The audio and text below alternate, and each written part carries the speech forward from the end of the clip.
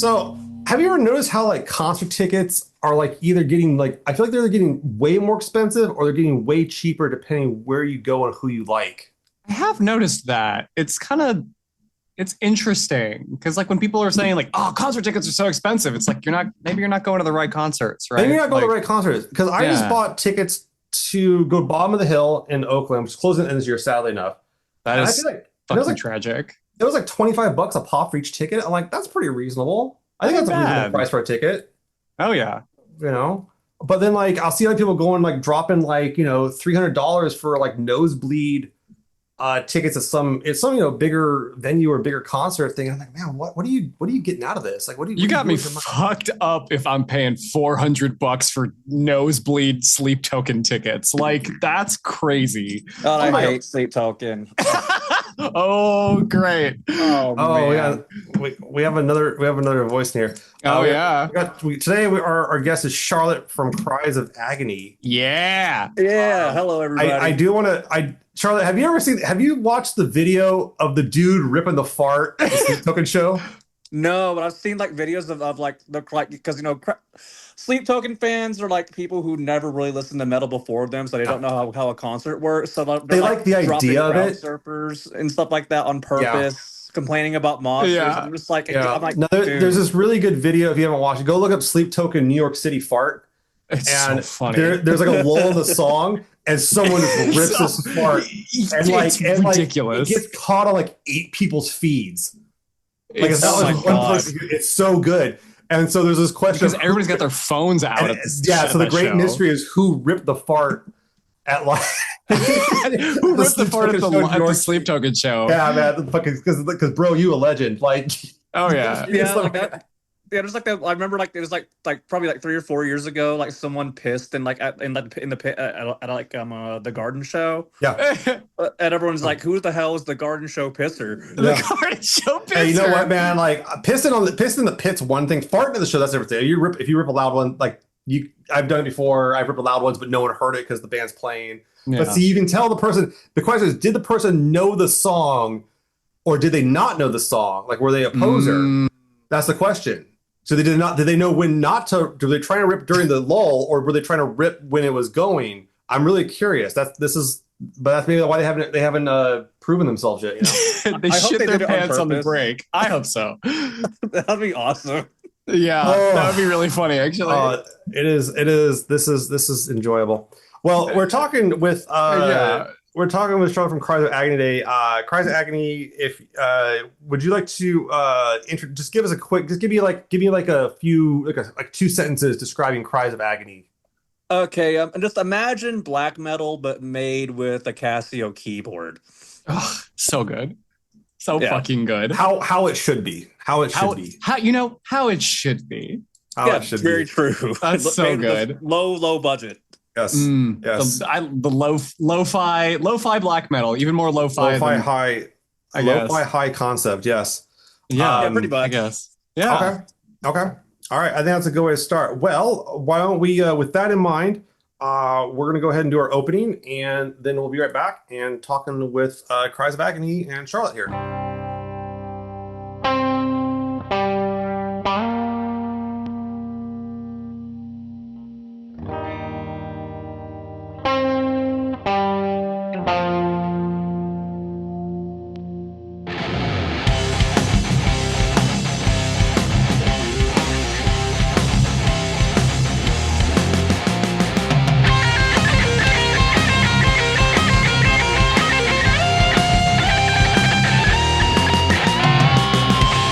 Bailey, Yes. what have you been listening to? Milk Blood. Do you know Milk Blood? We know Milk Blood. I know of milk Yeah. and I know of blood, but I do not know these things together. When combined, they are an EDM electronic group. My friend asked me if I could work merch like last minute, and I I saw just you showed doing up. something like that. Yeah, and I worked at like their merch table at this like tiny show at Gold Diggers here in LA, Hmm. and it was fun. It was awesome, and I've been kind of delving into their discography. Mhm. They're super fun. They're really good. And they had a single come out in 2020 called Void, had 3 songs on it. Sick of Being Honest is a banger and a half. Oh man, it's so fun. Um, but they have a very interesting brand where they're kind of like they have like an alien mascot. Yeah, I'm seeing that. Yeah. Yeah. And I think because I remember vaguely seeing a video of theirs, and it's just like it's like danger. If you see a strange creature throwing ass in your area, run away and hide. And then I was like that went around on Instagram, and I remember seeing that a while ago, and I'm like, oh, it's these guys. Oh, that's cool. So yeah, yeah. That's cool. Yeah, they're fun. What about you, Charlotte? What you been into? Oh, I've been really, really into Tra, which is one of Damien Ojeda's projects. Ooh. Everything too. It's like my favorite black metal band of all time, probably, because Damien Ojeda is just so prolific. Like he has like six different bands, and they're all fantastic, and he's constantly pumping out content. How for is that? them. Is that TRA? Is that how it's spelled? Yeah, How's that spelled? HRA with THRA. with an umlaut on the A.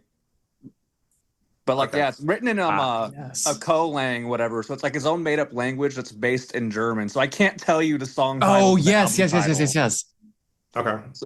Ah, So like it's very but I've seen in like the Bandcamp description, like, that's like a lot of his music's about like fairies and like, it's like, about mystic magical places beyond the humanity or stuff like that. But like, yeah, he has probably like, oh my God, like I listened to like the whole Yeah. Trod discography, like, like when I was driving to Louisiana for a show, like Mhm. 6 hours straight, I got halfway through it. Yeah. Like there's he's there's so prolific. much. Oh my Yeah, but like, gosh. if yeah, I need to link y'all later. Like, yeah, my favorite albums and everything too, because I do have a Yeah. couple ones, Please. but I literally cannot. Yeah, I literally just cannot Yeah. I pronounce have any of I this. have his I have his split with Celestial Sword in my Yeah, collection. Yeah. I remember that. It was pretty solid. Yeah. That was enjoyable. yeah, I have a Yeah. couple draw tapes here over where That's I mean they're awesome. technically not mine; they're cadavers and everything too, but we have them on our shelf over here. Oh, That's cool as nice. fuck. Yeah, I've heard a lot about. I've heard a bit of the stuff, and I know that the people that like are into him are like it's a constant feed. It feels like I always felt like there was something coming out like every week. It seemed like. Literally, like he is very prolific. Like I remember when I played with Keys to the Astral Gates and Mystic Doors in January. I know they played a show with Tra, like the first live Tra show, and I Mhm. asked him about Damien, and I was like, "How the hell does this guy put out so much music?" And you're like, Yeah, and Pit Dweller told me he was like, "Oh yeah, like he literally just sits in his room all day and just that's all he does is make music." Like he's seen yeah, him like asleep with his guitar in his hand. That's That's literally yeah, all he does. that's awesome.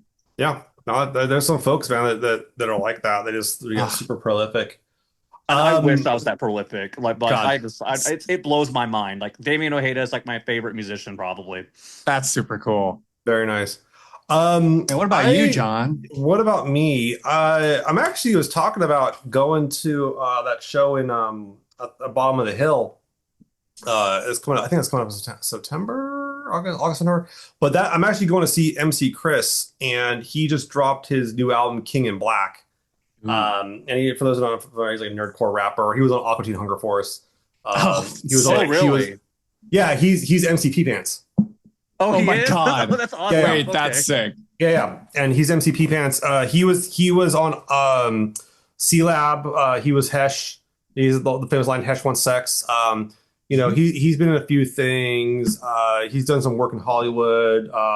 He's been a production assistant on a few different shows way back in the day. But yeah, he was really involved with like Adult Swim and everything.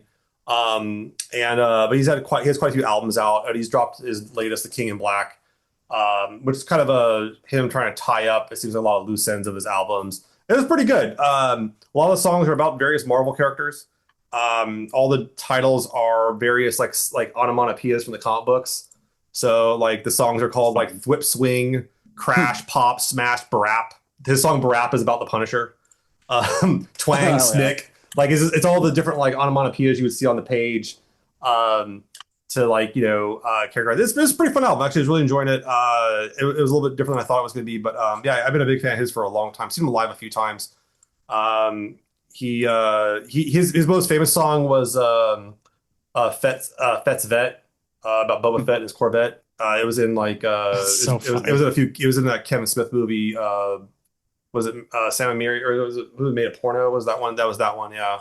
But anyways, I haven't yeah, he does good seen that stuff. He's one. fun. He's a lot of fun stuff, and he just kind of tours by himself, one man show with his like backing track and just raps over it. He's good. Oh, sorry. He's good. You're good. You're good.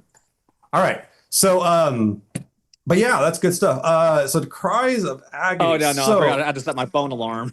oh Oh yeah, no. we didn't hear nothing. I heard nothing. It's all good. We'll fix it later. We'll fix it in post. No, we won't. We'll just leave it in. Um, but so Charlotte, tell us about the origins of Cries of Agony. Yes. Okay, so with Cries of Agony, I've been friends with Cadaver for like 5 years at this point, but like, Mhm. initially I was playing in a punk band and everything like that, but we became really close for over time. But after a while, when I left my last band, I wasn't playing music for like 2 years. Mhm. But they asked me to play drums in a black metal band. We were called Infesta Sylvae. And I was like, you know what, fuck yeah. Because like I told myself after I quit my last band, which is a punk band called Noogie, that I wasn't gonna play music unless I was really close with someone like that, like, and Mm. unless I'm like Mhm. really good friends with them, I'm not making music with them because me and that band have a bit of history and everything, and it's just like, yeah, things just went south. But so they asked me Okay. to play drums for Infesta Sylvae. We made a demo and everything, and like, we were around for like a year, like a year and a half. But after a while, I guess, I started getting really burnt out with the project and everything. I was starting to have creative conflicts with the other two members, our guitar player and our singer. Cadaver played bass. I was Mm. fine with them. But a little bit before the band broke up, probably a couple of months before, they showed me Keller's. They showed me. I think it was the first Lord Horos demo, which is a Warlock Corpse's like side projects. Okay. And so, because they knew I had a history of like making like electronic music. Like I started making like trap beats and everything because I used to listen to a lot of Young Ween back in the day, Sick. and like Witch House and stuff like Yeah. that. And so they said that like they introduced me to this genre and everything, and it kind of just gave me an opportunity to like blend like my influences with rock with my production and everything because I can't play guitar really. I mean, I know a couple of power chords and everything like that, but I can't really write like like really metallic stuff. I can do punk, but like nothing Yeah. really all that intricate. So like I figured, you know what? I shot them Ritual Hex. That's the first Cries of Agony song I ever made. And we decided to make that demo. We made that demo in like a week. Wow. God, And that's and so it's just been cool. history ever since. So okay, so you kind of start off with that, and you get the project kind of up and running. You get an idea of what you want to sound like, what your capabilities are, et cetera, et cetera. Where do you Hmm. guys kind of then start linking into the scene or even labels or getting your music out there? Where does that how does that step up? I mean, you have like the project, you have a sound, you have an idea, but where do you actually go into actualizing it, getting it out there for people to witness and partake of? Well, with this, we actually got really lucky. About 4 months after we released the demo, Abysmal Spectre from Grindstone, Bloody Keep, Curtain Wall, and everything actually Yep. messaged me from Bandcamp saying like, "Hey, I love your project. Oh, that's I cool. want to publish some tapes." And like, because like we literally just got lucky, and like he's just been, it's been history ever since. He's been really supportive. He's a really cool Yeah. guy. We talk a lot. But like, yeah, he just really liked our project. I'm guessing he just like goes around on Bandcamp and just hunts for things that he likes. You're not the first person to tell me that that's kind of how they got linked into a label. I literally that's how Trevor he put up his demos for Beastmaker, and then Rise Above contacted within like 2 weeks of him putting the demos up, Yeah. Yeah. and got signed. And it was like, and he pulled him down. He had to pull him down though. But like, no, the Bandcamp's a pretty. I feel like the tastemakers out there really knuckle under and like sit on Bandcamp, Oh yeah. Yeah, and watch exactly. it. Yeah, they really do. uh, because I feel like monitoring, like people want to monitor social media for stuff, and like that's a way to tell if you're going to like sell something. But if you want to find something new, you want that next thing or that kind of innovative thing. I think yeah, you have to go into the where people are releasing it. So yeah, no, Abysmal from Grindstone. That makes a lot of sense. Is that how then you got linked up with Phantom Lure? That's what I was gonna Yes, ask. because Because okay, cool. Okay. What yeah, was that? that's What was that transition like? Like from going from like, well with Phantom Lure and everything. I'm not really sure because like a lot of the business stuff is Cadaver kind of does because they Okay. run the they run the Instagram and everything. But I know that Grindstone and Phantom Lore have been working together for a while, and I guess it Yeah. just made sense because both Mr. Spectre and Phantom Lore, they both really like our project and they really wanted to pump us up, everything too. So they have a lot of faith in us. That they just been really helpful and supportive. Hell Yeah, yeah. there's that kind of network with like, yeah, them out of season. All those folks are definitely like trading a lot and like making sure, because I bought your guys' record through out of season, who was Yeah, going to get it on the same day. Pretty much, it would be the same day, kind of like pre-order from Phantom Lure. Um, yeah, and that kind of mechanism has been really strong, and I think that like a lot of the because that was one of our questions was like, how do you go from like a US band to like working with a European label? But it makes sense when you have this one label that you're working with here domestically that connects you to another label over there who then wants to yeah, because release it. it's like Grindstone, Phantom Lore, now to season. Like it's all like within the same network. It's all like Yeah. Hmm. people who are kind of who are friends with each other, like each other's projects, and Well, I think it they just also helps. Yeah, they also all trust you. They're all trustworthy. None of them are hosers. Like none of them are doing stupid shit. Yeah, I Um, mean, Phantom Lure's got like Mortis and Fife and Dance of the Dead and like, well, a lot yeah, of like those guys, Drag Bale, Self Not, stuff yeah, like that. yeah. yeah, they're really like they collaborate with a lot of different labels and everything. And I think that makes it really really strong. And I think that a lot of them are realizing that they're not in competition with each other. They have to coexist with each other, and that like They're when friends. when you hear about on one piece, then another piece comes over here. It just makes everything better. Mhm. Absolutely, absolutely. So what so tell us about this stuff. So you before before I talked to you, I had never heard the term Keller synth. Yes. Um, Hmm. ex explain that term to the audience and to me like I'm five. The No, but like uninitiated. no, yeah, Okay, and reinitiate me because I want to hear a little bit more about that. I'm really Yeah. curious about it. okay. So Keller Synth is just basically black metal made with a keyboard. It's basically just dungeon synth with blast beats. Okay, Mm, interesting. interesting. Because now is that where you would place something like say like Old Nick into, or where would you place them? I mean, old Nick, I'd say is black metal. Okay, Blackwell. Yeah, because like to me a lot of it comes like when I heard Old Nick initially, I view it as this kind of like I think of it in my head. This is the term I use in my head. It's unhinged black metal. It's Yeah, like not trying to like be part of any kind of like it's not restricted by some sort of preconceived notion. yeah, It's I feel like a lot of like the black metal community gets mad at a project when it isn't like a Dark Throne clone or something. Yeah, right, exactly. right, Like this is what we right. were just talking about on We the were talking episode about this with bit. Yeah, we talked about this with the uh Keka Rock. We talked about Kakarot, this. yeah. We talked about this with even like Stormkeep a little bit. Those are the two episodes we did before this today. But like Keka Rock kind of comes about, and like what's weird about Keka Rock is he does this very like traditional black metal stuff that's like very early style and necro sound if you want to, but then like starts throwing in these like really delicate pieces of music in there, and that threw some people off. People were like, well, I don't know about this. This isn't like true. And it's like, well, it doesn't fucking matter. No, What no, that like Pale Swordsman's one of my favorite albums of all Yeah, Pale time. Swords are It's great. so good. It's Yeah. genuinely so good. Yeah, Yeah, and the like last track, Swordsman, like that's just like it's heartbreaking. That song makes me yeah, cry. Yeah, that's we did talk about that a bit too. we did. Um and like there's this kind of you also get like a band like Midnight Betrothed where you have this kind of like this delicate piano in there that's like and it feels like what I liked about Keka Rock so much when I first heard him was that like how easily I feel like it can fall apart, like how brittle and raw it is. And I think Mhm.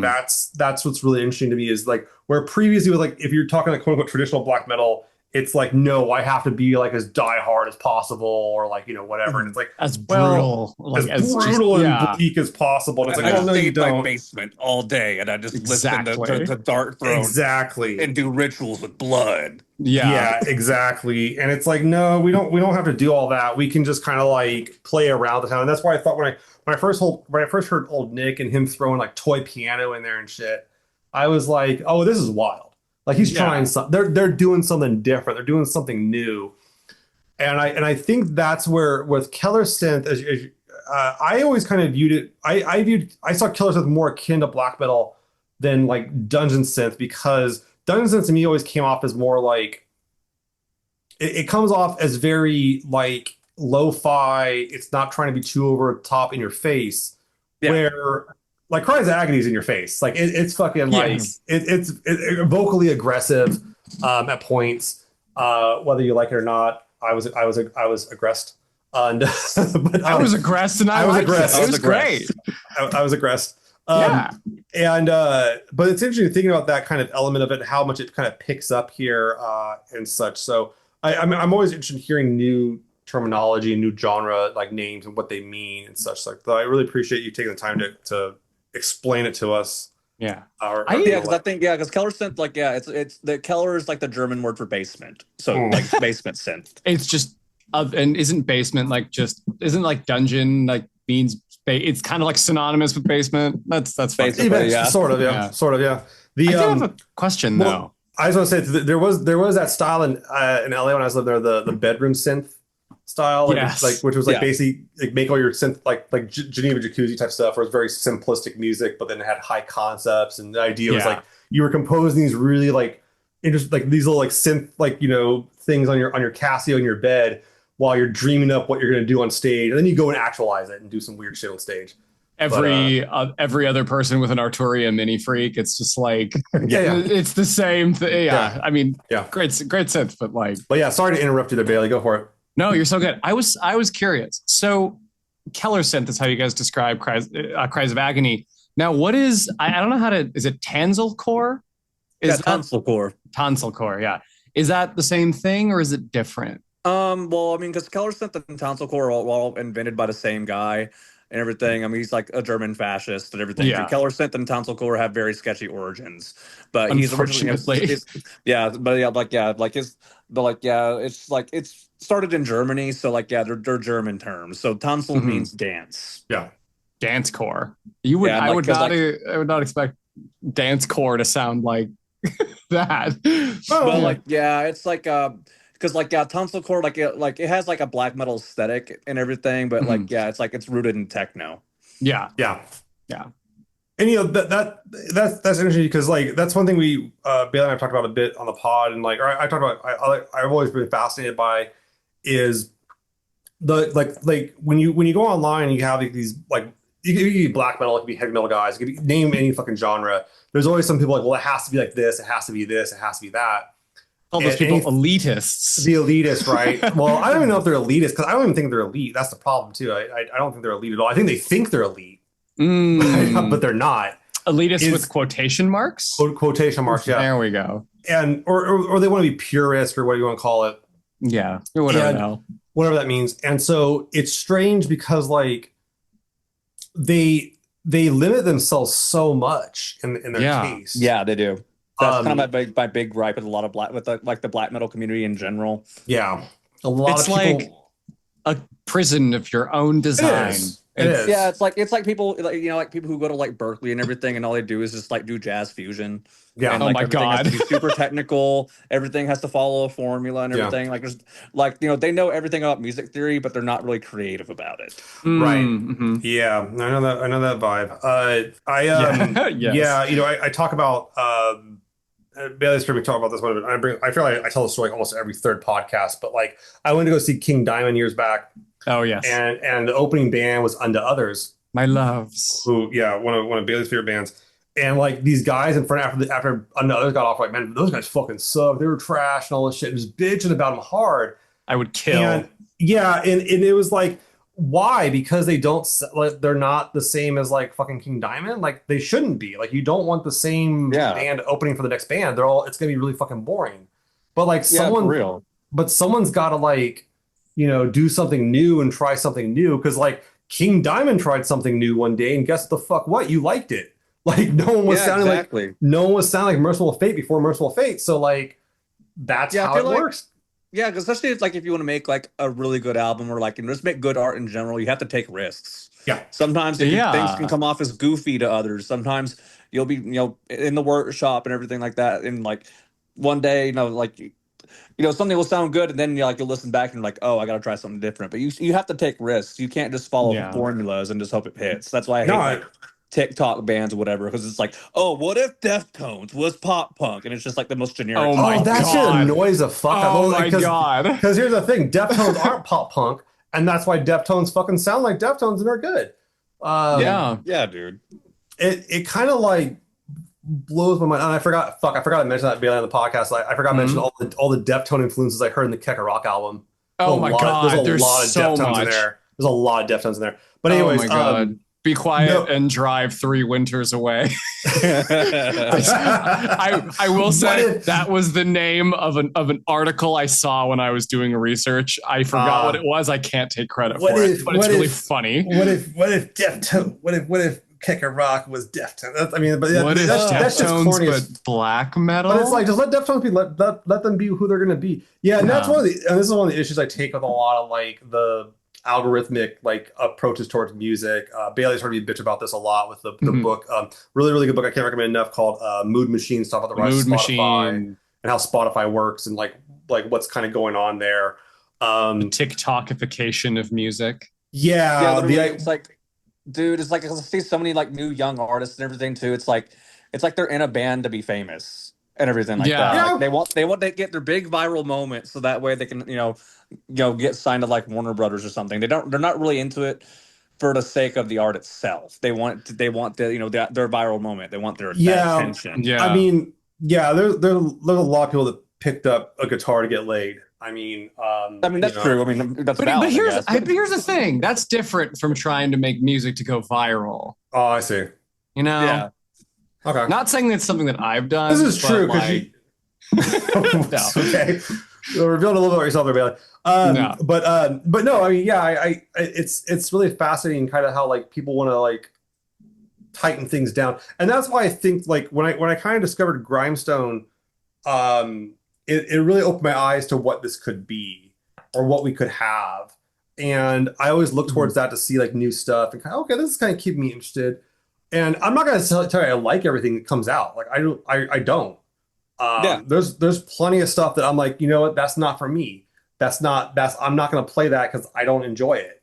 I think it's interesting. It's interesting. It's different than a lot of the other stuff that you hear nowadays. Because again, like when you take risks, sometimes your music's not going to hit with some people, and that's fine.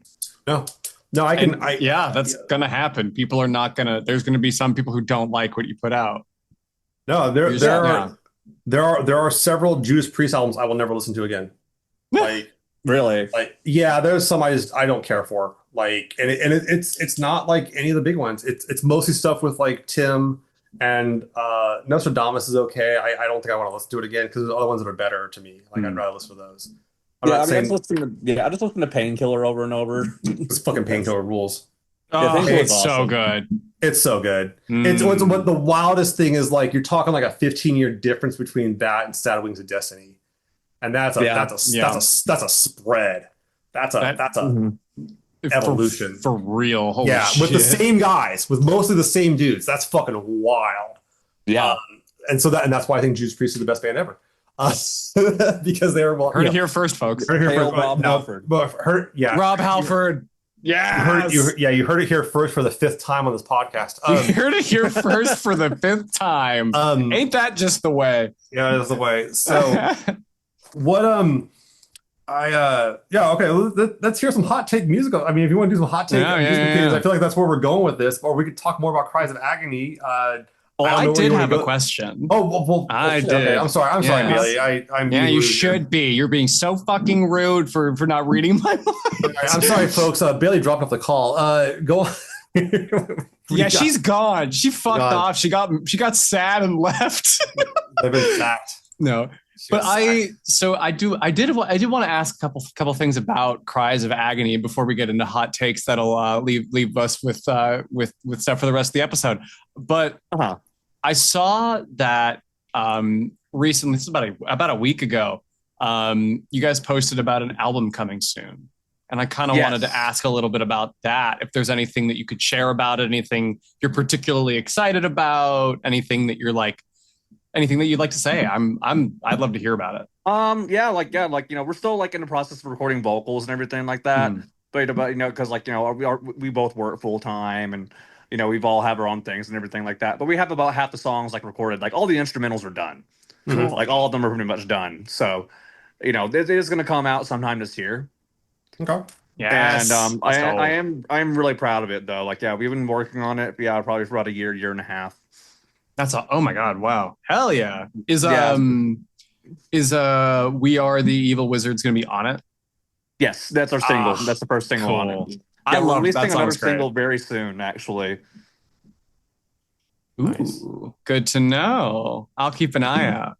And Do yeah, you? we have a couple, we have a feature on it that I'm really excited about. That I Ooh, wish I can say more, but yeah, like it's definitely an evolution of a step up from all the rest of our discography. It's kind of like everything that we've done so far, but more developed and like just a bit higher like production value. cool. I'm psyched. What? How Yeah, do Keep you? that I'm up. really proud of it. How do you That sounds balance good. that then? Like, I mean, the idea of like, okay, so this is I've seen this with a lot of bands. This is what I call like well, yeah, if, just so you know, if you're on this podcast, you're probably never gonna get signed to Nuclear Blast or Napalm, Mhm. because I bitch about them a lot. But like, I, Oops. I feel like every band on Nuclear Blast, Nuclear Blast starts off can start off pretty solid, and then it gets flattened out with like overly produced and flattened like over time. How do you Yeah, kind because of well, I was going to ask you, how do you navigate that idea of having better production value, but being so like still trying to bring in that primalcy, that kind of rawness of that style? well, I think it's just like with me, I'm making this all on like a half broken MacBook, everything like that. My screens are Okay. broken. I use like a just a Scarlett 2i2 and monitors and everything, and like also and also like I just try not to be like, I guess, make it too clean. Like I don't try, if you think too hard and everything like that, it kind of sounds flat. Like a lot of Yeah. when I write music, it's just based on like how I'm feeling at the time. I don't really think about it. Like I'll have a melody and I'll just build on it. Yeah. Okay. That's awesome. Okay.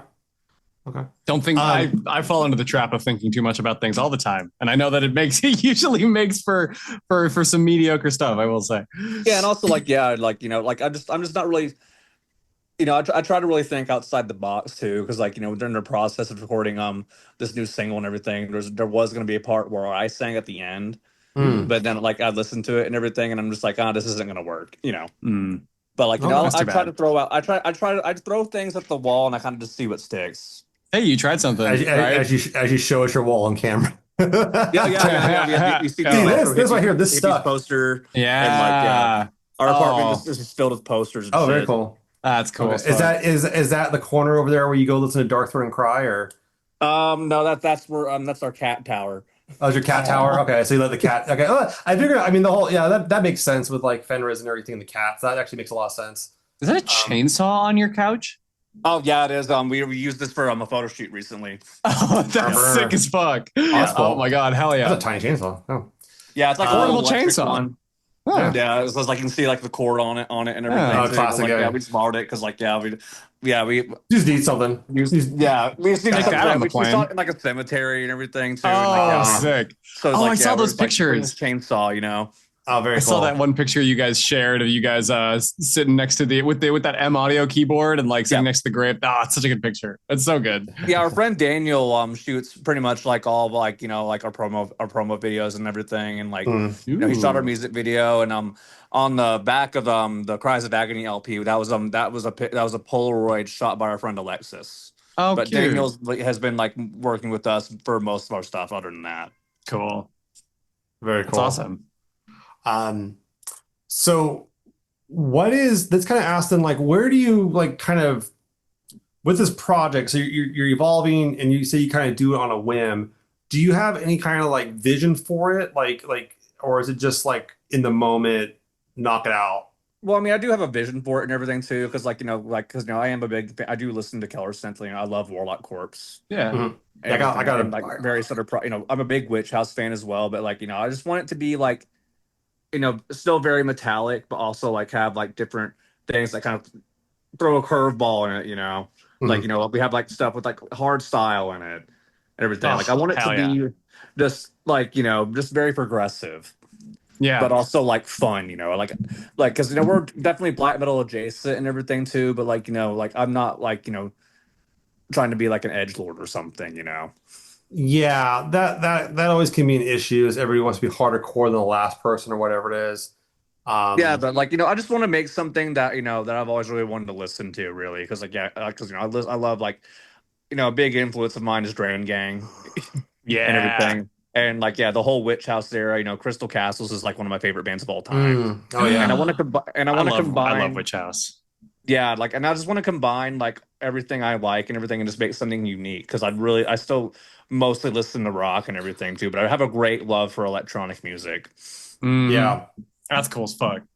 That was kind of my evolution. Is I began like the first music that really got me over and I became really fanatical about was like back in the 90s with like industrial and goth and all that kind of stuff and EBM. And then I kind of went back like to like through like power metal and everything. That's how I kind of brought myself back into heavy metal. Oh hell yeah! Um, I used to be a big power metal fan. Like I listened to a Yeah. lot of Rhapsody of Fire yeah, back in Rhapsody of the Oh, Fire is let's day. fucking great. go. Rhapsody of Fire. Yeah, They're fire. no, I mean Yeah, Ah. fucking I no, love them. I love them still. I'll still listen to Emerald Sword yeah, and just oh like Oh, yeah, same as fuck, of pretend I'm course. like yeah, it's like I no, like albums like make you feel like the guy on the cover, like that guy Oh yes, yeah. riding a fucking dragon and yeah, shit. That fucking what is it? Black Dragon, Luca Turilli. yeah. Look at Charlie's That Black Yeah. like Dragon. That song's really strong. Yeah, it's so good. no, his Yeah. yeah, Luca Turilli is one of those guys where it's like I whenever someone tells me like this person or X person is like the best guitarist in the world, I'll be like, well, here's Luca Turilli. Are you familiar with them? Yeah, And literally, he's underrated. oh Oh Underrated. yeah. yeah, like every time I see like a top 100 guitarists of all times like list and he's not on there, I'm like, how How? you No, he's so how good. He is he's literally so so good. good. Everyone in Mhm. Rhapsody of Fire, like musician wise, is like at the Yeah, top of their game. Like genuinely yeah, fucking fantastic. yeah. Yeah. Yeah, I still love Rhapsody. I wish I could Oh have saw yeah. them live and everything too, because I know that they don't have Mhm. the original singer anymore. I think Fabio left like a while back. Yeah, I saw them after Luca left, and then Fabio was still there. But now the only original member is what is it, Alex? But Ah, then Luke, but right now in South America, they're doing some shows with symphonies where it's Luca Turilli and Fabio, and so cool. they're doing the Ooh. final shows together right now. Like they're happening like over the next few days. Oh Um, wow, I didn't know that because yeah, I don't think I they're follow on him on the social yeah. media. I think Luca's done. I think my theory is that I think he can't do it anymore. I really like he's just getting up Mm, there in age and everything, or he's just Well, burnt out. you can be older and play as well, but his problem is that he was at such an extreme level that Uh-huh. yeah. I could see it burning him out. Um, Yeah, that's understandable. and because I mean, it's like, yeah, you got to have some serious cartilage to pull that shit off. You know what I'm saying? So it's like, Yeah. um, yeah, but no, that stuff's fantastic. Like that got me through. I honestly, I'll say that even my most depressive times of my life, like I was listening to power metal to get me through it Yeah. day after day. Yeah. You know, them, Blind Guardian. I was listening to a lot of Hammerfall, early Hammerfall. Yeah, Mm. Hammerfall's a good band live. Fuck, dude, They're they're Yeah, so yeah, I good want to see them live live. really bad. Yeah. They're yeah. really good. I saw them. Who did I see them open with? I saw them open for I think Halloween. That's sick. Nice. Halloween still does one of the best. That's one of those bands I've seen play fucking huge set and super professional. So yeah, those guys, all that stuff's really good. I love Halloween, all that stuff. I still listen to that stuff constantly, and you Ugh. can't go wrong. But like that's what's interesting too is I find that like it's the black metal guys that are super like hardcore. This is how it has to be. Where the power metal guys are like, oh, what the fuck ever. Like, Fucking, yeah, it's I feel cool. like There's a it's awesome. dragon on the cover. Yeah, I feel like I draw a lot of influence from that and everything too, because like I was a big fantasy nerd when I was a kid. Yeah. Like I played a lot of Yeah. like RuneScape, World of Yeah. Warcraft, and stuff like that. So I was just like, Uh, oh yeah, there's a guy riding a fucking dragon on Yeah. with a fucking I emerald want to fucking do that. sword, and I'm like, this is badass. Hell Well, that's yeah, the dude. that's the whole thing with the art of the cover is like, you know, you want to be this is what are you going to get when you look at the cover? Like it needs to pitch the thing to you. Mhm. And you know that's what the video game cover does. I get to be that. That's what the RPG cover does. I want to be that. This this is what the album cover does. It makes you want to vibe with that. What is this thing? Yeah. Who is this person? What is the deal? Yeah, and I Yeah. think that like power metal did that really well for a long time. But now you kind of the problem with power metal is you end up getting this kind of like flattened version of it. now, whereas a lot of it's very flat and it's very formulaic, Yeah. quite boring. Yeah. I could name bands and most of them are on Nuclear Blast. So um, so you'll hear me bitch. Um, I will say the last shred of respect I had for Nuclear Blast went out the window when they signed Marilyn Manson. That was the last. I understand that. Yeah, that was. Absolutely understandable. Fuck that I guy. Yeah, I was also like at the same time I was also like, well, I also want to, I can also understand them trying to make a buck, but at the same Yeah, time, yeah. yeah, Get that bag, girl, but get that don't bag That out. expect bag me. was just like, ooh, at what Yeah. cost? Yeah, but what it costs? Yeah, I got to throw my soul At up what there. So cost? at what cost? Yeah. Um, so that's why it's so interesting, like labels like Out of Season, Phantom Lure, and Grimestone. But there's a lot of other good labels out there too, kind of killing it right now. And Totally. what so let me ask you this. So do you have plans like I know you say you have a new album on the horizon, can't talk too much about it. Do you have plans on are you able to talk about any plans on taking that on the road? Oh yeah, we definitely have plans and everything. I Let's wish I could say go. more, but like yeah, we definitely have tours lined up. Yeah, like me and us and Phantom Lord out of season, having been Okay. in talks and everything. But I can't really say too much else. Like I really Okay. wish I Okay. could. I can Mm. just be like, oh yeah, we're just like we're doing a big world tour, but I can't really say too much right now. That's yeah, All totally. right. So You're so good. you can't mention all those days you're opening for Iron Maiden. Gotcha. Mm. Oh my god, I wish that was true. I wish that was true. I love Iron Maiden. Yeah, I'm All gonna see him right. in September. Let's Are you? go. Okay. Oh yeah. Hey, I like I said, I could get in a hot take. I could go to some hot take shit, but like, yeah, I'm a guy that'll be like Priest over Iron Maiden.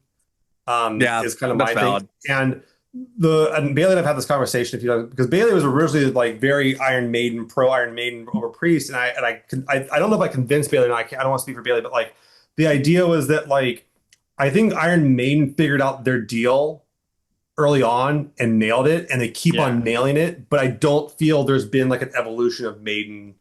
Yeah, Um, I mean, Maiden's a very one note for sure. Like, yeah, they kind of do the I give him same thing three. I'll over give and him three over. notes. I'll give him three notes. Those three notes are played It's three notes. exceptionally They got well. that. Steve Harris has three bass lines and they're fucking good. Like, Yeah, exactly. Like Hey, they're I they're mean, a great band. Like yeah. like I like they're definitely not boring to listen to. But like no, yeah, Yeah. like I can no. get criticism of Maiden too because like yeah, I definitely prefer Priest over Maiden too as well. Yeah. Mm. But yeah, it's. I think that and what's something about fascinating about Maiden is like they got like no airplay. Like Oh Yeah, yeah. they're and yet they're so popular, and it's such a weird thing because then people that like don't know, or Yeah. they have an impression of what they think Maiden is and everything, and it's kind of fascinating. So where Priest got airplay, like Priest was, I mean, all over the place yeah, so it's just interesting Totally. that discrepancy of it all. yeah, like their Um, Diamonds and Rust cover and stuff like that.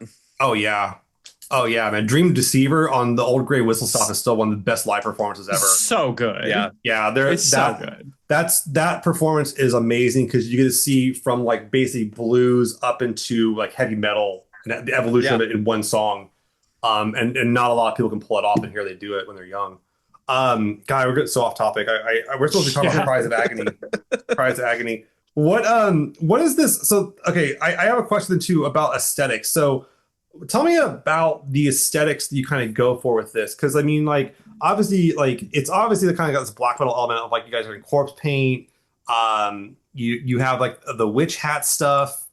I feel there's a lot of that going on, but like, what is like the aesthetic like kind of vision here for Cries of Agony? Like, what do you want to present to the world? Like, why do you choose like the things you do? I mean, with Cries of Agony, I describe it to people, who like know nothing about black metal or anything like that. Yeah. I describe it as evil wizard music. It's so good. I love that's such an apt description. And you know what? If I didn't know anything about black metal and you said evil wizard music, I'd be like, I'm in. I'm in. I'm in. I'm Yeah, sold. because like especially when I put on my corpse paint and everything like that, and like use my stage name, like I think of it as like having like an alter ego or being like a Mhm. superhero or something. Yeah. And Okay. so like yeah, I really think like it's supposed to be like it's definitely based in black metal, but it's still kind of goofy. We're kind of self-aware about it. It's camp. It's like It is- it's camp. camp and it's awesome. But like yeah, but that doesn't mean like like yeah, I want the music to be like corny either. I really want it to Yeah. I want it to be fun and like based in black metal and everything, and still like pay homage to like our progenitors and everything like that, but Yeah, but do also your do own it in thing my with own it. way. Yeah, that's yeah. I mean, it really shows that you guys are so like into the do it your own way vibe. I mean, like the kind of imagery that you guys have curated is really really fun. I love the I mean the oh god, you guys released that shirt which had like the cover from the that god, it was Is the it dark? mixtape Dark Is Dungeon it Rave. is it Dark Knight Yeah, Rises? Yeah. Yeah, yeah, that was based on Lucky Star. I'm actually wearing the shirt right now. Oh, okay, I there you go. almost wore that shirt, but it's dirty. I Yeah, have one too. I almost wore it. but yeah, the Um, cover art that's actually based on an anime. I'm Lucky Star. We're yeah, both like big weebs, everything like and that, and like yeah, we like Cadaver like exactly. went over it with tracing paper and everything, and like kind of made it our own thing because. And it's so good. Like it's new and it's fun and it's fresh and it's like it's not it's camp. Camp. It's great and I love it. And it really shows that you guys have fun with it. Yeah, like yeah, if you're not having fun in a band or like making music, there's no point in doing it. Then why the fuck are you doing? Yeah, Yeah, exactly. there's no Like point in That's doing it. true. yeah. Yeah, when stuff stops becoming, yeah, that's usually when I quit stuff is when it stops being fun. When it Yeah, starts that's why I Or quit I'll my take a becoming last break from band. it. Like chore. yeah, like I Yeah, know it it's becomes probably a playing chore. drums for like 2 years because like I was playing like a punk band for like 2 years and like we were touring all the time, practicing the same set over and over and over and over again. And I'm just like after I just got burnt out. It I don't wasn't even fun give a shit anymore. anymore. Yeah, like Yeah. Do you miss like playing in like a less electronic band? I mean, I do want to like play drums in another project eventually. Like, or I've always wanted to sing in like a crust punk band too. I'm a big crust yeah. enjoyer. Mm. I have a Zionose tattoo actually. I Oh, really like. fun. Yeah, but Oh, cute. That's like fun. yeah, I'm a big like me and Cadaver both are big enjoyers of like crust punk and like grindcore and stuff like Yeah, that. that's sick. That's Very so cool. cool. So I've thought Very about cool. doing that too because like yeah, that and like some like good old like fast side to side hardcore punk. Hmm. What is it Yeah. about that style that like you enjoy performing so much? I'm talking about with Cries of Agony or like ladder stuff. This is a lot of stuff, yeah, all this kind of punk stuff. Yeah. I mean, so I guess let me ask you, what are the enjoyments of both of all these different genres for you when you get to perform them? Well, yeah, well, because like with Cries of Agony and everything too, like it's just it's just fun. We drink blood on stage. I basically Yeah. it's basically like when my stand comes out like in JoJo or something. Yeah. Oh, You that's know, fucking that's hilarious. yeah, because it's like yeah, I'm basically like yeah, I'm like it's like I am the freaking Countess of Sorrow and Hidden Grimories. That's Like so sick. but like yeah, it's just really fun and like yeah, we swing a sword around and like you know we kind of just we don't really talk a lot and everything. But I remember in Florida, like yeah, I had the microphone and I was drunk as shit and I was like, okay guys, blah blah blah. But nowadays you're trying to kind of just aura farm and let the music talk and everything. It usually makes Mm. sense and stuff on stage and everything. But with punk and everything too, I just like I spend a lot of my time going to like local punk and like grind shows and everything like that. And they're always just really good, chaotic fun. Like people are like doing side to side. Like a lot of times I'll like drink a beer and smash it in my head or something. Yeah. It's just really chaotic and everything too. And like like the white noise and everything kind of just shuts my brain off and everything.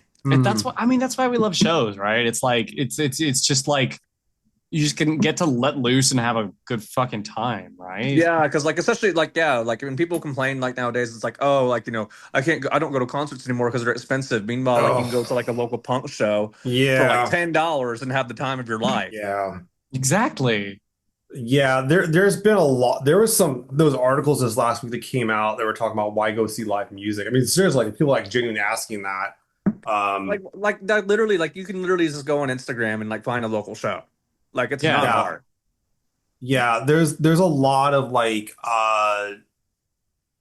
people that like really, and I think their problem is that they're locked into like a concert in like ecosphere, like environment, economy slash like Yeah, they all go to like only eco- yeah, they only go to like yeah. big stadium shows and stuff. They don't Yeah, really go to like and smaller Yeah. venues. I'm gonna call out my niece here. She only goes to these like, big concerts. Like they go to Vegas, they go to San Francisco, they go to LA, these big like Coliseum shows or like arena shows.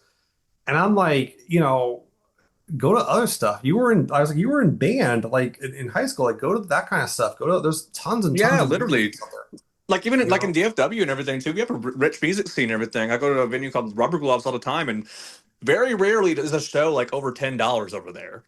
Yeah. Oh, sounds awesome. And like yeah, like like you just have to look in your local community because especially nowadays, community is so important. Yeah. It is, And a especially lot of yeah, times, especially you'll now. see, like like yeah, because a lot of times you'll see a band like, when they're smaller and everything too at a local show, and then they'll blow up, and then you're paying like Hmm. $200 to freaking see them.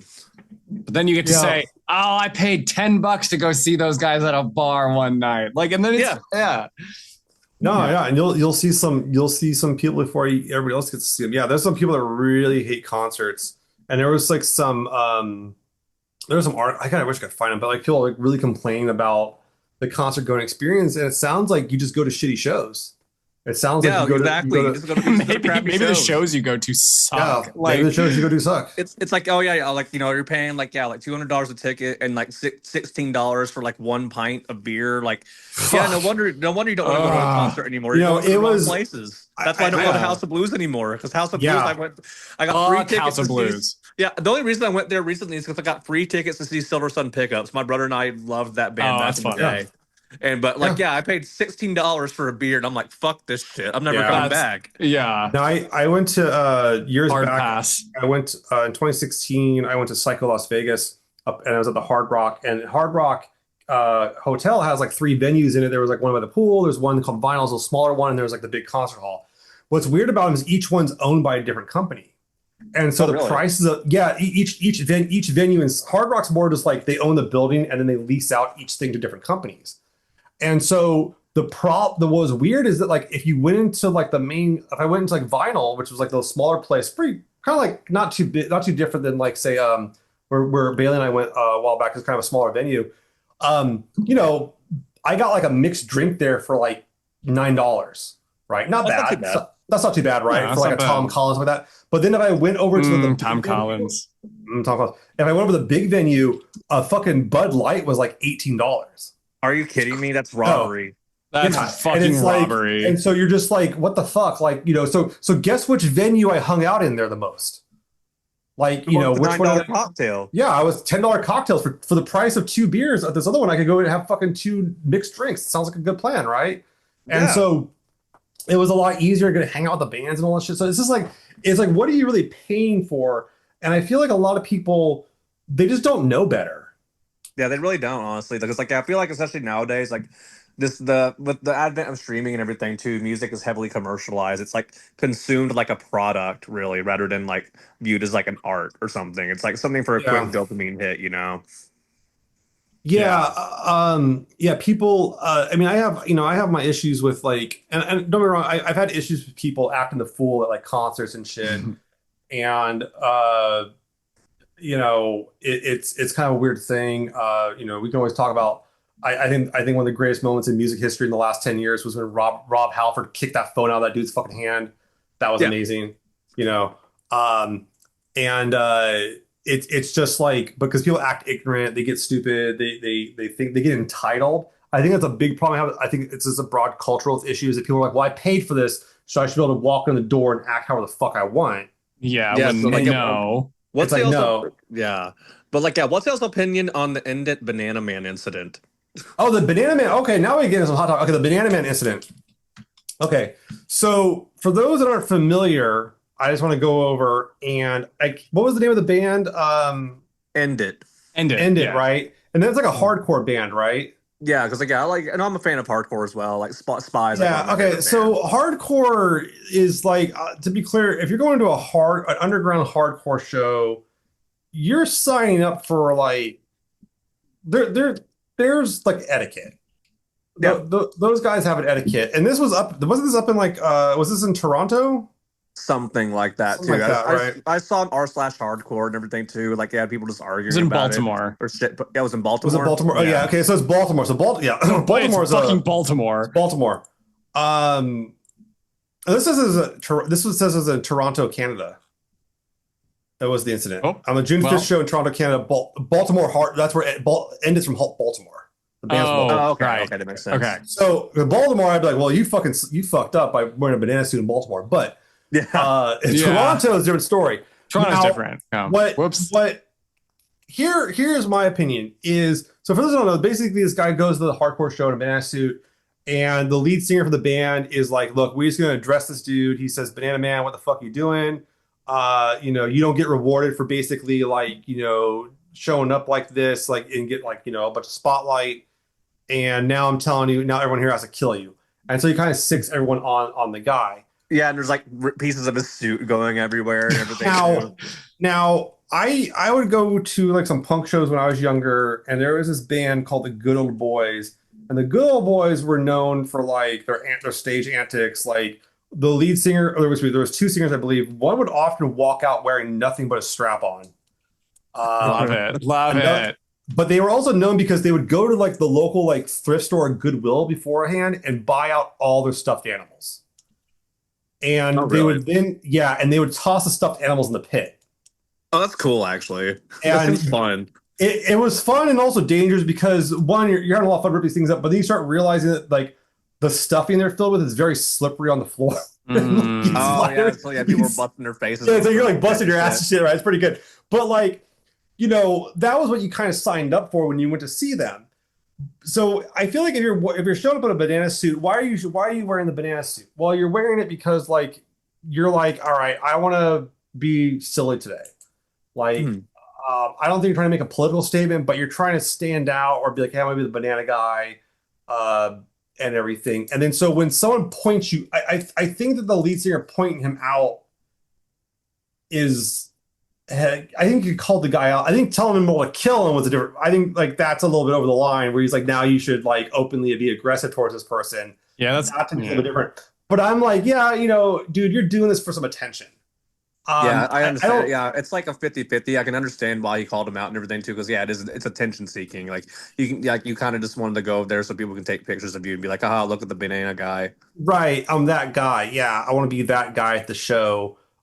This is like, I would go to like concerts and like there'd be like someone wearing like a weird fucking like, Cat in the hat or some shit, and that's not as like over the top, but it's like still it's something.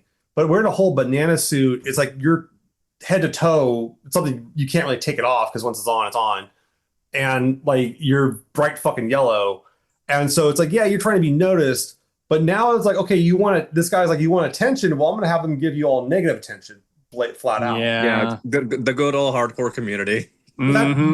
So I'm kind of like, you knew where you wore this to. This also then comes to me kind of victim blaming. Then I get worried about because it's like, well, you rolled up into this place knowing like what the etiquette of these kind of shows is. Like it's not, and that this is a very real possibility. And then it happens and you're kind of like mad about it, but it's like, I'm also at the same time like, I don't think it should have happened. Because it is kind of victim blaming and everything too. But like, I think they kind of go a little bit too far. But like, he could have just called them out and be like, "Hey, hey man, attention seeking." They probably shouldn't have sicked the whole crowd on him and everything too. But he probably just been like, "You're." But see, even if he called him out though, if he, let's say he just called him out and didn't say go kill him or something like that, he said go call him out, right? Don't like rough this dude up. He would have been harassed for the rest of the night. Mm-hmm. Oh yeah. And even had his costume taken off, but it would have been a lot less people on it. But like, so it's kind of a weird circumstance. I have my problem though is like I have had people at concerts where it's like they're doing something so attention seeking that it's then taken away from everyone else's enjoyment. I don't think this guy was doing that. Like if he was wearing, I don't think he was either. No, like if he was wearing a suit of like strobe lights and walking around, I'd be like, you can get the. That's a different story. That's way too over the top. You can fucking leave. Like I can't see the show. Like you're waving shit in my eyes. I can't see. You need to fucking get out of my way, right? Yeah, But like this isn't. I don't think he was imposing on anybody. But at the same time, it's like, well, you're gonna roll up into this. What do you think is gonna happen? So it's. I just don't think there's any like deeper thought behind either I want attention or That'd be so funny, right? Like, Yeah, I think this guy just went to the show and thought it'd be funny. yeah, Because I'd definitely do some goofy shit like that. yeah, Especially like sometimes I'll pull up in my wizard outfit to like my local goth club or something like that. But people like, in that context are already dressed up in crazy outfits yeah. But anyway. like that's different. Like that's you're kind of keeping in theme. This is not. Yeah, Like, yeah, but Yeah, like yeah, it's just but like yeah, it's kind of like yeah a double edged sword because but like yeah, yeah, I'm also like reading the guy's like post what he posted afterwards, and it's kind of like he's kind of got this attitude about like, well, you guys are like, telling me to conform or what, and I'm like, I don't think that's what they're saying. I think they're that's saying like no. you're really trying like to do like you want attention, man, but like you want attention, but like I don't think you don't have anything like any kind of talent here to put out for it to get attention with it. Instead, you have to do this like off the wall thing. I'm not sure how to put it. I really don't. I'm trying to check myself on victim blaming, but like at the same time, dude, I also have issue with the band. Yeah, being like I'm gonna uh you know it's like minions get this man. Yeah, that's kind of fucked. right That's pretty fucked right up. um this guy's like saying I was an unwilling participant, and it's like, well, I mean, you could have walked out.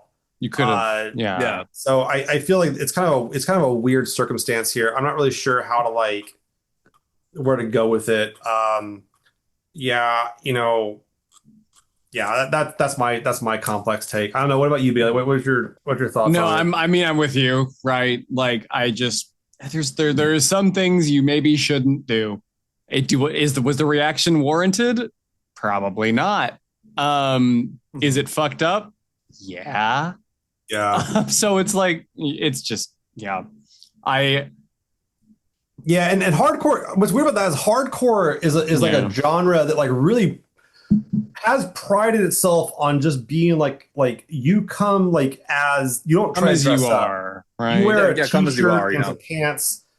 And I mean, because this ties back to black metal, but it becomes like black metal is very much a rejection of that, of like death metal, like the hardcore scene of being like, I'm gonna come in like nothing. I'm just gonna come in off street bullshit, yeah. you know. Um, Yeah. and trying to like, so I don't know. I feel, yeah, it's a weird circumstance, to say the least here. But yeah, I do Yeah. think the band crossed the line a little bit. I will give them that. I do see them having some sicking people on him is bad, especially because That's yeah, that's you're in fucked a up. position of privilege when You're you're in on a stage. position of privilege and power where it's Yeah, like you're leveraging that to yeah, do that. It's like Yeah, because okay. like that's why I really don't really like listen to a lot of like that the new wave of like beat down hardcore really or go to those kind of shows anymore because like yes Yeah. there's like a point of like getting out aggression and everything doing side to side and moshing and everything too but like a mm, lot of times nowadays like especially in DFW our scene is violent as shit people are beating yeah, the fuck out of each other. yeah. Yeah. No, yeah, that's always an issue too, is when it stops being kind of this play and then becomes like I need to actually do this thing. What was it the Japanese bikers? Yeah, Bozoko, yeah, they're where they kind of pretend to be these biker gangs, and then eventually, like, kind of cosplay as biker gangs and dress up and hang out. But then at some point, one of them is like, "I'm actually gonna go knock over a convenience store as a biker gang member," and you're like, "Well, now you're no longer playing." yeah. There's Um, yeah. I think I never saw a documentary about that on like YouTube or yeah, something about that. there's a really big book about it, and it becomes kind of this like there's this kind of like moral panic over them that occurs. Um, and yeah, it's really fascinating stuff here. So yeah, I don't, Yeah. and we see it with kind of in these kind of like insular cultures where eventually they want to try to get out and aggress towards someone. And yeah, I've seen I don't want to get into details of it, but like I've seen growing up like subcultures of music become very violent in my local community and Yeah. everything.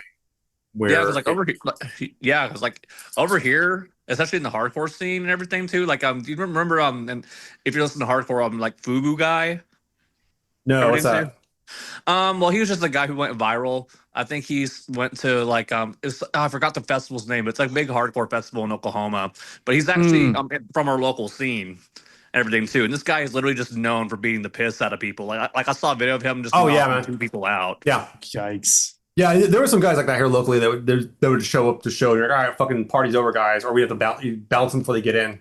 Yeah, no, You he know? crowd killed me once. He like grabbed my shirt and just slugged me as hard as he could in the chest. He's literally known for that. Yeah, See, that's fucked up. Well, like see, that's just. Yeah, those are people that aren't showing up to play. They're not there to like actually engage in the play of this thing. They're actually there just to genuinely hurt people, and that's when it's no fun. And Yeah, that's Yeah, where exactly. and that's what's That's so why, weird about the banana guy situation is like there's this fine line being walked, and where I see the band liable in this is that they don't know who's in the crowd.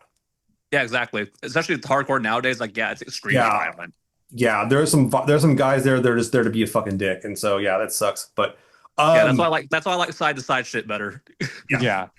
All right. Well, we are running out of time here, Sean, yeah. because we got into some weeds here, man. Oh yeah. That was some deep weeds. We went all over the place. And you know Tour what? around the world. That's what did we say? We were talking about whenever we have guests, we always kind of just we lose the plot. But you know what? It's fun. We do lose the plot, yeah. And call out various celebrities. Yeah. But everyone, we're gonna go ahead and take it from there. Please, Cries of Agony, please go check them out. Please. Oh my god. Yeah, check out our music video too. It's on the Phantom Lures channel. Yeah. Oh, it's so good. It's so fun. I'm going to be sure to post in the show notes a link to your Bandcamp at least. I think we are big proponents of Bandcamp here, as you can tell. It is support your artist directly. Yes. It is by far one of the best ways to get to make sure an artist gets paid aptly and promptly. Short of like, just putting money directly to their pocket when they're on tour. But we're going to go ahead and put a link there. Charlotte, do you have anything else you want to plug or any kind of accounts or anything you want me to plug or talk about real quick before we go? No, just definitely check out, just our band page and everything too. We're on Instagram as well. Like we're on every streaming platform and everything too. But I'm not really working on anything else right now. Okay. No, good. You got focus your energies. Get I think you got a winner here. I think definitely focusing on it. Totally. And you can find Cries of Agony on Instagram at criesofagony.dtx. Yes. Yeah. And Bailey, where are we finding you these days? You can find me at Balefire, BAILEFYRE, or at BCrowVO. My Instagram is not that anymore, but it's in my bio. So if you kind of look that up, you will stumble upon them. Yeah. Folks, you can find me anywhere online at Only Play Wizards, and please enjoy this podcast on your favorite platform, wherever that may be. I don't know how you listen to it, but if you are hearing this, apparently you are listening to it. So congratulations. And thank you for that.